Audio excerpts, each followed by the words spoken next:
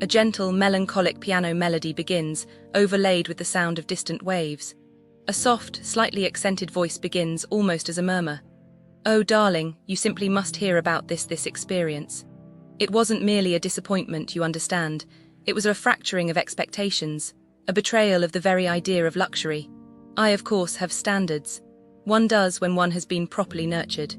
It all began with the Grand Hotel President Sorrento. The name itself, a promise of elegance, of grandeur, a whisper of old-world charm. As if, you see, I am quite particular about hotels. It's not about the thread count, though that is important naturally. It's about the atmosphere, the feeling, the silent assurance that everything is handled.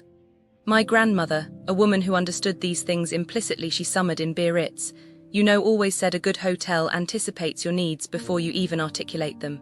This place did not. It simply did not. I debooked rather impulsively, I confess, after seeing some photographs online.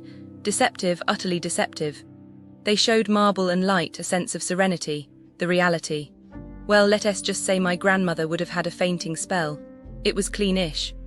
Like someone had made a cursory attempt at tidiness, but it was the cleanliness of someone who is perpetually behind on their chores, not of a place that prides itself on impeccable hygiene.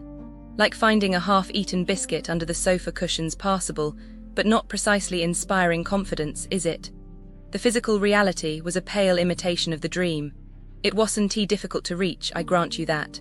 That's a small mercy, but arriving at the reception, utter chaos, a complete and utter disarray of forms and flustered staff.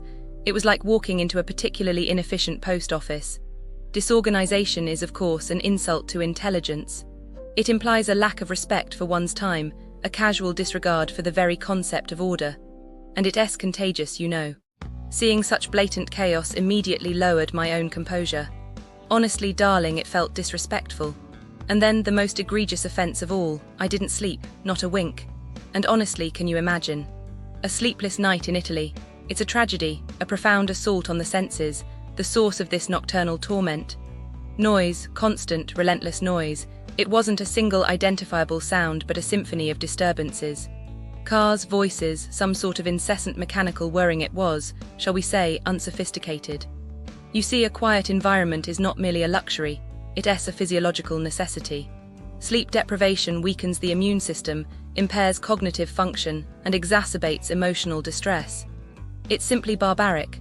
And the room's proximity to the bus stop, oh, the indignity. It was a relentless chorus of braking and revving engines. It's a matter of simple physics, really. Sound waves travel, they permeate, they disrupt the delicate balance of the nervous system. They had, naturally, offered me a room with a view. A view of the parking lot. Can you believe the audacity? A parking lot. It was a visual insult, a blatant disregard for aesthetic sensibilities. For someone who values beauty, truly values it, it was unsettling. I specifically requested a view, you understand. A vista, a panorama, something to soothe the soul. Instead, I was presented with a collection of automobiles. This was meant to be a honeymoon destination, you see. A celebration of love, a moment of blissful escape. A promise made and utterly shattered. The lack of consideration, it strung deeply. I explained politely that the reservation had specified a superior view. I even offered to pay extra. Extra, the very notion that I'd be willing to supplement. So I was looking into crimes near Grand Hotel President Sorrento, because I care about people like you who are planning to stay there for 2 weeks. And I want to warn you about some scams that might happen. Businesses near Grand Hotel President Sorrento are like super persuasive, They can make you trust them easily. Like there was this elderly woman who got scammed by 2 individuals from Naples. I mean, can you believe it? They just took advantage of her, and who knows what they told her to get her money. Maybe they said they needed help or something, and she trusted them. I predict she felt so stupid and angry with herself after realizing she got scammed. I mean, who wouldn't? It's like you're on vacation and someone just steals from you. It's just wrong, And then, there was this 90-year-old resident who got scammed by 2 fake policemen. Like, what kind of people do that? They pretended to be someone they're not just to steal from her. I predict she was so shaken up after that. I mean, who wouldn't be? It's like, you're already old and vulnerable and someone just takes advantage of you. It's just so cruel. Businesses near Grand Hotel President Sorrento are like, they can be super friendly, but you never know what they're really after. Just be careful, don't trust anyone too easily.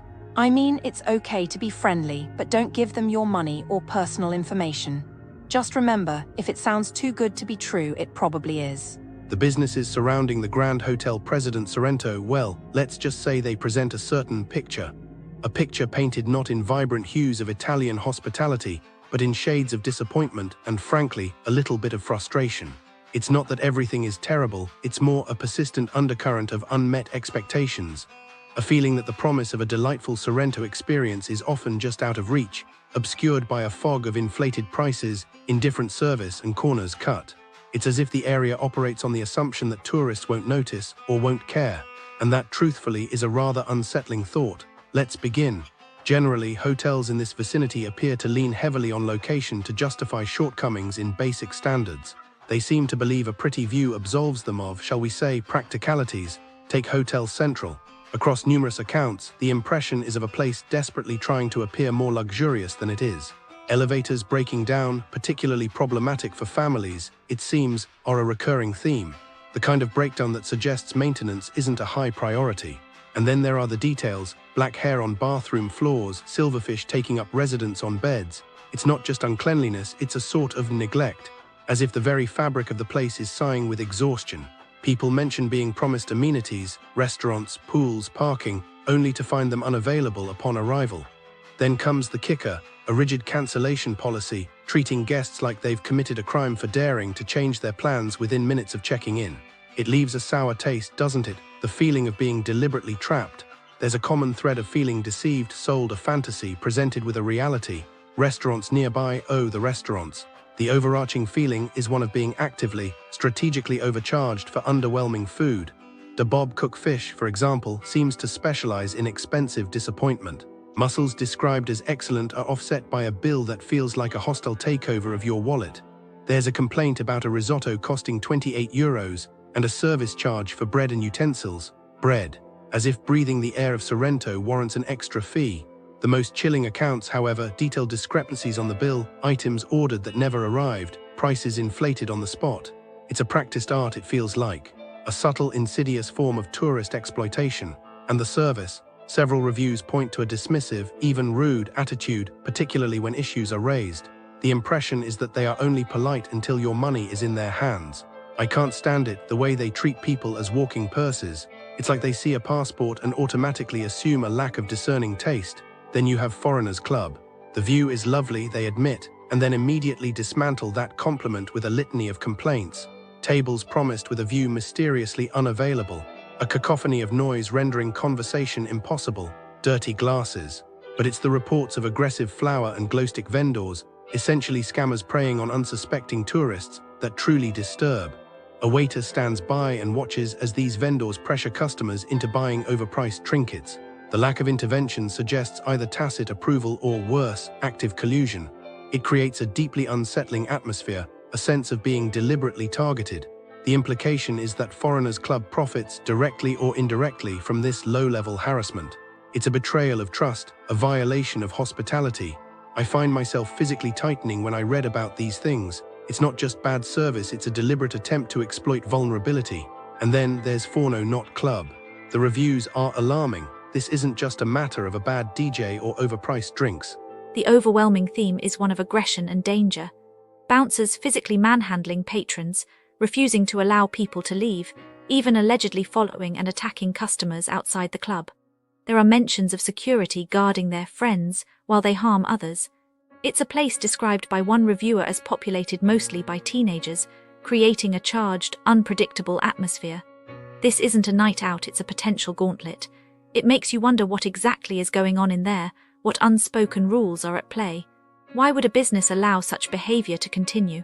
It's a question that hangs in the air unanswered.